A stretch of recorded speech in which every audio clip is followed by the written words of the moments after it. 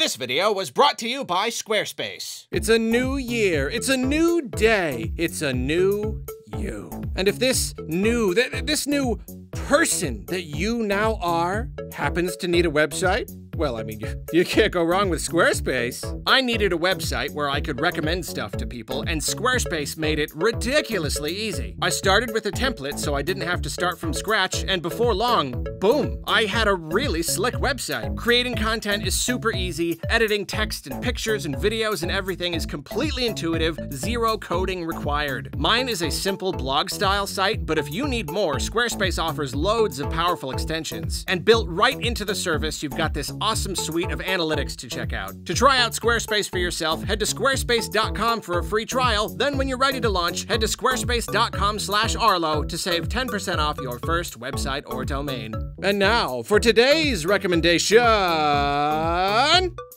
This recipe for sugar-free almond flour shortbread cookies. You can make some kind of chocolate dip to go with it like the recipe says, but I experimented with chocolate and peanut butter and nuts and all that, and I suggest just sticking with the basic cookie. You get the full buttery almondy flavor that way. I use a monk fruit stevia sweetener blend, and it legit feels like I'm just eating shortbread cookies. It's amazing. Thanks again to Squarespace. Now it's time for this new you to watch this new video. Flipper. When it comes to Nintendo games, it's probably no surprise that me want more.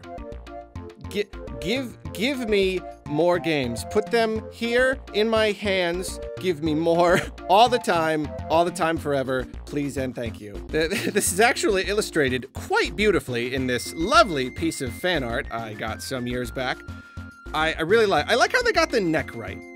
People don't usually capture the long neck. But even beyond my perspective as someone who just likes games and wants a constant supply of them hooked into my veins, I can't help but look at things from the business side as well. There it is, Arlo with his business side. And this is worth literally nothing because I've never actually been in charge of a business managing an enormous list of intellectual properties, but I do know how I personally would do things if I were in a position like that. If I ran a huge, extremely profitable business that was all about leveraging IPs, I would want to adopt something of a maximalist approach. I'm of the opinion that if you've got it, use it. Honestly, I kind of admire Disney. Okay, give me a second. Give me just wait until the next sentences I'm gonna say. I can appreciate, in a way, that Disney owns so many properties and they're so eager to use those properties. Since launching Disney Plus, they've been digging deep into the vault, greenlighting shows and movies like mad. In many cases, this can seem like a dream come true for fans of those properties. Disney has a lot of money. They rake in billions like it's nothing, so I think it's kinda cool that they're not shy about actually using that money to make stuff, because that's their entire thing, making stuff.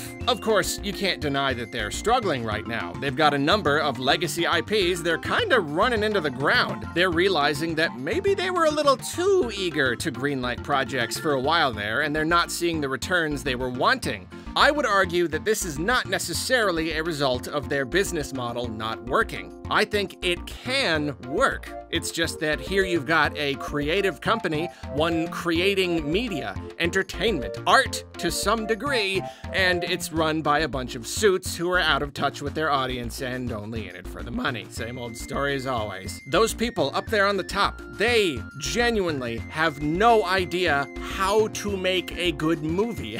They don't know what their audience wants from Star Wars. They don't know what made their classics great. When they greenlight a project, its success largely comes down to whether or not they got lucky and put the right person in charge. Because as long as you've got the right directors and producers and writers and all that, you've got a good product. But they don't know how to find the right person. As a Muppet fan, it is endlessly frustrating watching them bounce from project to project with absolutely no clue how to consistently connect with their audience anymore. Some projects are terrific and others just miss. There's no consistency because the people who own the Muppets don't actually understand the Muppets.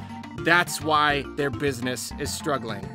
Not because of the Muppets specifically. I mean, maybe, Maybe. All that to say, I promise there's a point to all this. All that to say, Nintendo is a lot like Disney. They've got a long and rich history, and they are sitting on a wealth of IPs. The difference is that where Disney is very eager to greenlight projects and utilize what they've got, Nintendo, conversely, can be quite conservative when it comes to actually producing games using their characters. Obviously, there are exceptions. Your Marios, your Pokemans, your Koibis. But for every series that regularly gets new games, there are half a dozen that have fallen by the wayside. We've got to wait years and years, maybe decades, for new entries. Or maybe we've been waiting all this time and there are still no signs of life anywhere. This has always irked me.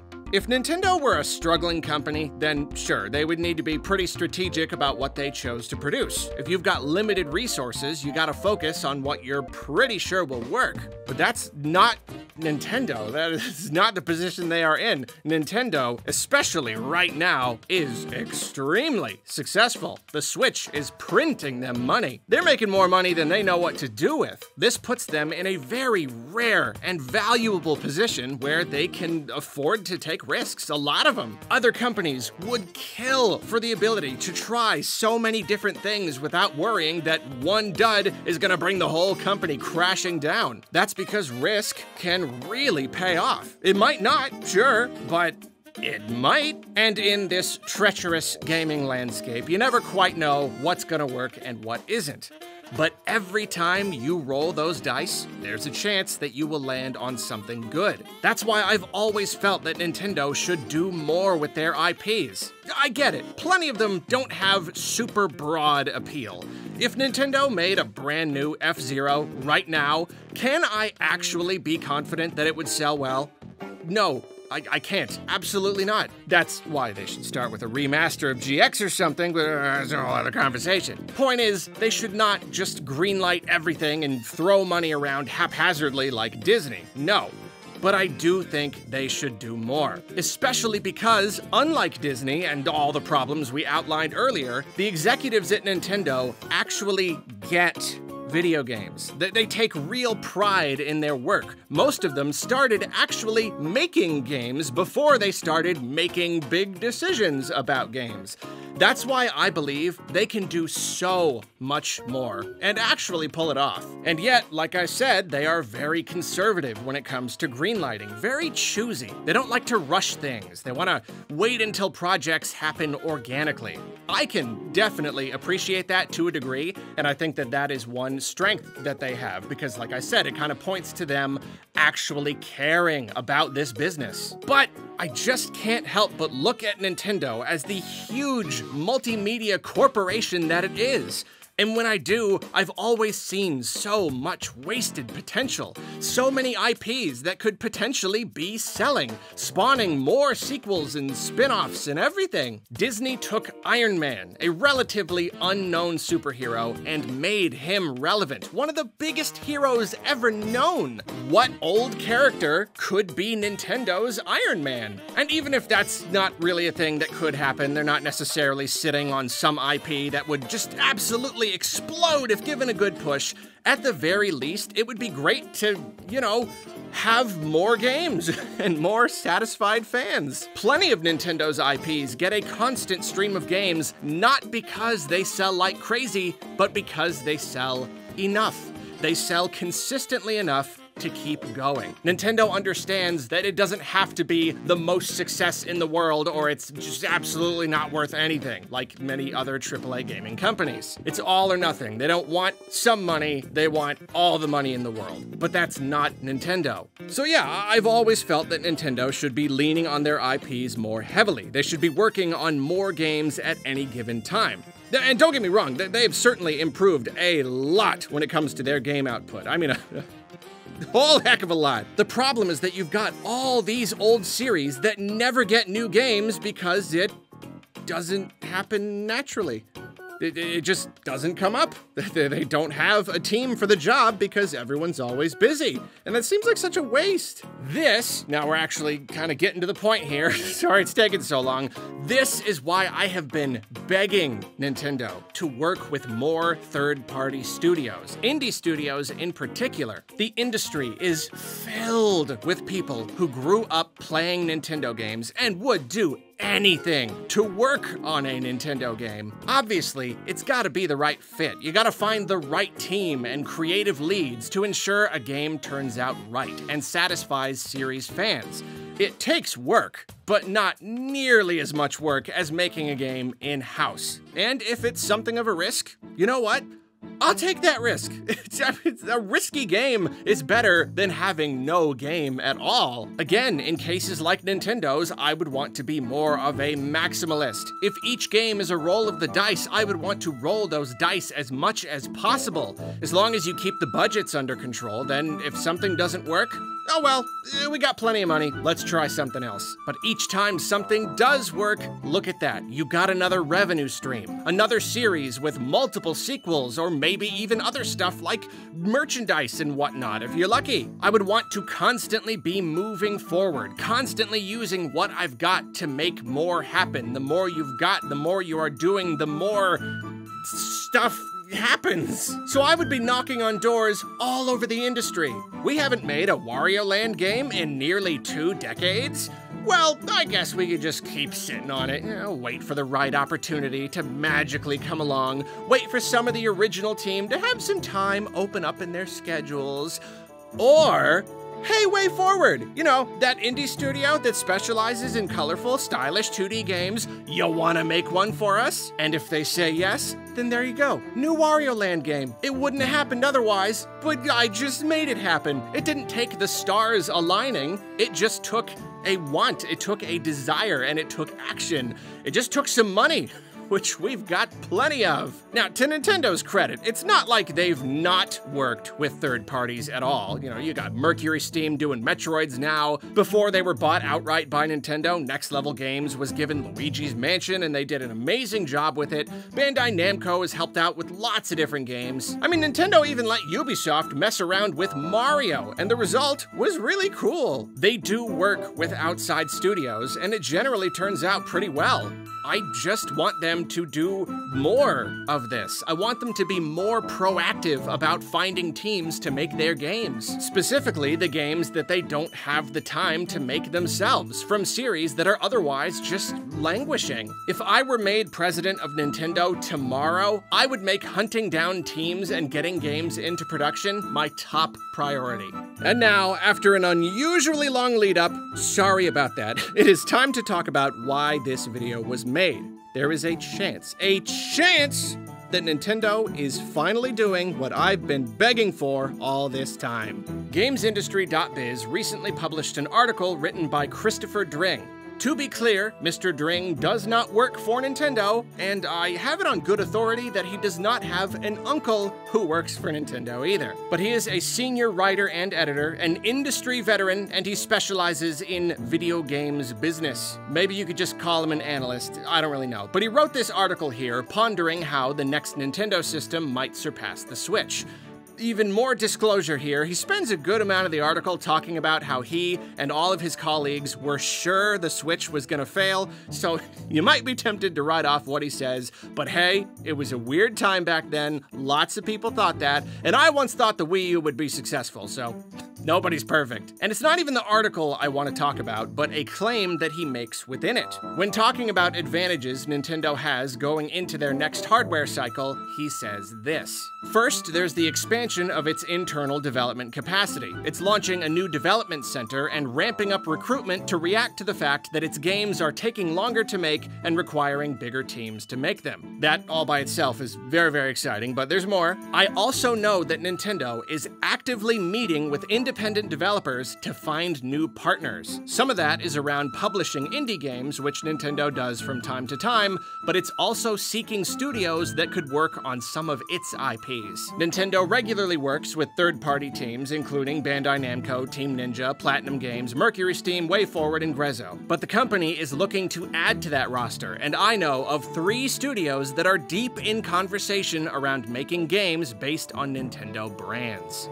I don't want to spend too much time weighing the validity of these statements. Randos online, they like to make up a bunch of stuff and take the credit when something sticks. But I tend to put a lot more stock in claims made by industry professionals. They want to be seen as valid sources. They don't want to throw anything out there unless they're pretty darn sure it's on the money. That still doesn't mean they're always right. Sometimes they might receive what they think is accurate information, but it turns out it was a misunderstanding, or the info was correct until circumstances changed. But they really are often right, and I'm willing to believe that what Mr. Dring is saying here might be true. And if it is true, well then that's awfully exciting, isn't it? He claims that Nintendo is actively seeking development partners, and not just so Nintendo can publish some indie games, but so those developers can help make games using Nintendo's IPs. He claims to know of 3 companies working with Nintendo here. To know that Nintendo might be connecting with more studios at all is exciting. I mean, it's that thing we talked about before.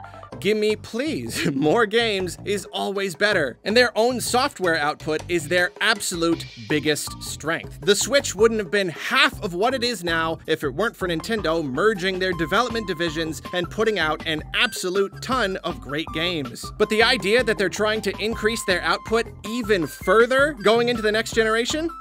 Woof. That's some good stuff right there. That's the kind of action I like to see. But even beyond getting more games, this excites me because of how deliberate it seems. What's my problem with Nintendo's strategy? They like to take their time, let things happen organically when I'm like, no, if there is something you want, you use your resources to make it happen. Don't just wait until Shinya Takahashi happens to strike up a conversation with some indie director at Reggie's birthday barbecue bash, and they get to talking about how it sure has been a long time since the last Golden Sun. No, you go to GDC, you bust down the door and go, we want a new Golden Sun! Who wants to do it? So if it's true that Nintendo has sought out at least 3 studios, could be more for all we know, that suggests to me purposeful action. 3 studios all at once. That is not casual. That is not organic. That right there is a purposeful effort. That suggests that the people at Nintendo have started to agree with greedy loudmouths like me that co-developing games with outside studios or even outsourcing entirely is a good idea that will increase game output further and potentially allow Nintendo to deliver games from long neglected series. Of course, we don't actually know if they are focusing on those kinds of series, but at the same time, why wouldn't they? They've already got big teams working on their more popular and consistent series. They don't need help making Marios and Zeldas and Kirbys. It's definitely true that some of their internal teams bounce between different series, which does slow things down. Working on one series means the other series has got to wait its turn. But expanding their internal teams to handle more games at once, that's its own whole thing. It actually sounds like they are doing that, which is incredible, but it's not necessarily what I'm talking about here. You're not gonna give the next Splatoon to an indie studio, you know? That's why I feel like when it comes to them going around and shopping for different studios, they're probably focusing on smaller projects, maybe medium projects. The historically less successful IPs that are harder to prioritize over other projects. The stuff they can't seem to get around to themselves. Those are perfect for indie studios. I get it. I'm making some very big assumptions here. We still don't even know if this idea is true. This idea that Nintendo is actively seeking partners to increase their game output. And we also have to consider that Mr. Dring did not necessarily say that Nintendo had signed 3 studios and greenlit 3 games. He just said they are deep in conversation. But to look at it with another positive spin, these are just the companies he claims to know about. These are just the ones that happen to have him in the loop. This still suggests that Nintendo is making a very deliberate effort. and that's incredibly exciting. It's not good to get our hopes up, but over the next few years, who knows how this might affect Nintendo's lineup? The Switch's library is already incredible, but could they really make things even better? On the next system, even more games? Even more old series given new life? Well, it's all just speculation at this point, and it's not generally good to come to any premature conclusions. Personally, in this specific case, I think we should do the safe, sensible thing and assume that it's all true and Nintendo is doing exactly what I want them to do, and the Switch 2 is going to launch with a new Eternal Darkness.